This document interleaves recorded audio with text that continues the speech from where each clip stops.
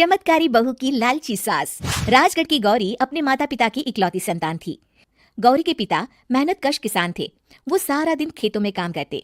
गौरी अपनी माँ का किचन में हाथ बटाती। वो जंगल से लकड़ियां बीनती और माँ के चूल्हे में मदद करती।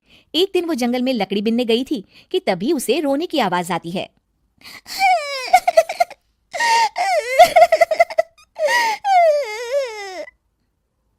अरे, यहाँ कौन रो रहा है?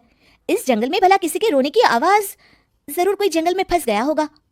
वो देखती है तो उसे एक परी दिखाई देती है जिसका एक पंख टूटा होता है। अरे, तुम कौन हो और क्यों रो रही हो? मैं परीलोक की रानी हूँ। पृथ्वीलोक में घूमने आई थी, लेकिन देखो ना, मेरे पंख ही टूट गए। अब मैं कैसे उड़ान भरूंगी? अरे, इसे जोड़ना तो आसान है, रुको मैं अभी जोड़ देती हूँ। ये कहकर गौरी लकड़ी और रस्सी की सहायता से पंखों को जोड़ देती है। परी अपने जुड़े हुए पंखों को देखकर खुश हो जाती है और गौरी को वरदान देती है कि वो पूर्णिमा की रात किसी भी चीज को हाथ लगाएगी तो वो सोने की हो जाएगी। लेकिन गलती से अगर उसने किसी इंसान को छू लिया तो वो अगली पूर्णिमा तक सोने का ही रहेगा। गौरी घर आती है और सारी बात अपने माता पिता को बताती है। गौरी की माँ उसे कहती है, तू भी ना गौरी, सारा दिन परियों की कहानियां पढ़कर स्वप्न लोक में ही रहती है। नहीं माँ, मैं सच बोल रही हूँ। देखो, आज पूर्णिमा की रात है ना, इसलिए डर के मारे मैं कोई सामान भी नहीं छू रही हूँ। अच्छा, ऐसी बात है बिटिया रानी, तो जरा इस घड़े को हाथ लगा दे।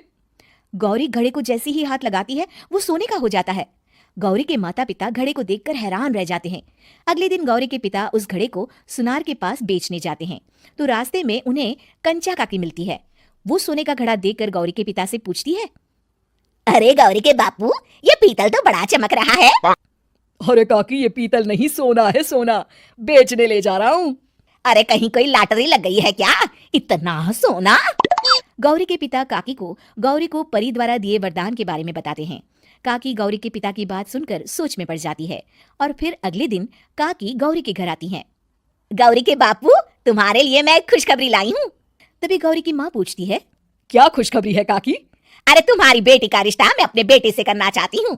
अरे कब तक अपनी सयानी लड़की को घर पर बिठा कर रखोगी? हाँ, देखो काकी, मैं ऐसे ही व्यक्ति से अपनी बेटी की शादी कराऊंगा जो गौरी के वरदान से नहीं, उसके गुणों को समझे। अरे हमें तो गौरी के गुण अच्छे लगे, इसीलिए तो आ गई हूँ मैं।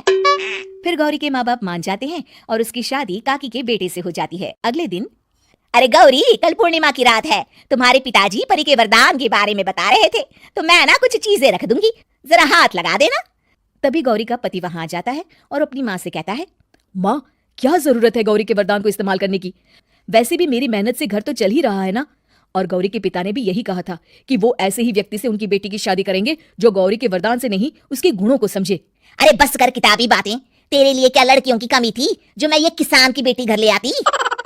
और सुन गौरी, कल अगर तूने सारी चीजों को सोने का नहीं किया तो मैं तुझे घर से निकाल दूंगी और अपने बेटे की दूसरी शादी करवा दूंगी, समझी? इतना कहकर गौरी की सास वहां से चली जाती है।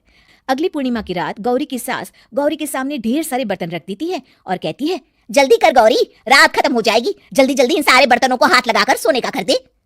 गौरी करती भी तो क्या, वो जैसे ही एक छोटे से बर्तन को छूने वाली होती है कि उसकी सास भड़क जाती है। क्या मजाक बना रखा है? इतने छोटे से बर्तन में क्या होगा?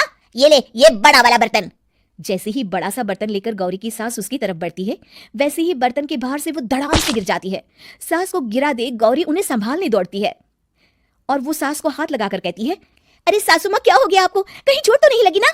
लेकिन जैसे ही वो हाथ सास से हटाती है तो देखती है कि उसकी सास सोने की हो गई है। गौरी सोने की सास को देखकर रोने लगती है और अपने पति से कहती है,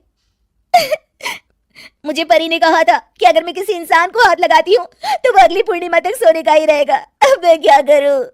अरे करना क्या है, माँ को उठाकर अलमारी में रख दो। और हाँ, लालच का फल बुरा ही होता है। ज्यादा बड़े बर्तन को सोने का बनाने के चक्कर में माँ का ये हाल हुआ है। ये कहकर वो दोनों माँ की तरफ देखने लगते हैं।